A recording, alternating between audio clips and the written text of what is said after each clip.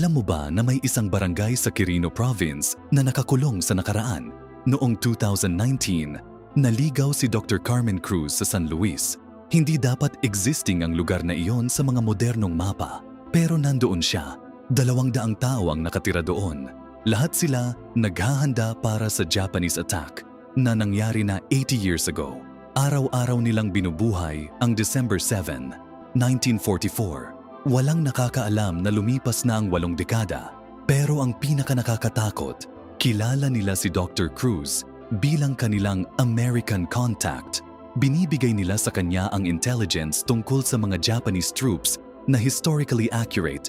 Sinabi nila sa kanya na gumawa sila ng ritual para magtago sa mga invaders hanggang dumating ang tulong. Kapag nagstay ka doon ng mahigit 3 oras, makakalimutan mo na ang kasalukuyang taon. Magiging 1944 ka na rin. May mga teknolohiya na hindi gumagana sa loob ng village. May mga tao na pumasok doon, pero hindi na bumalik sa tamang panahon. Hanggang ngayon, naghihintay pa rin sila ng tulong na hindi na darating.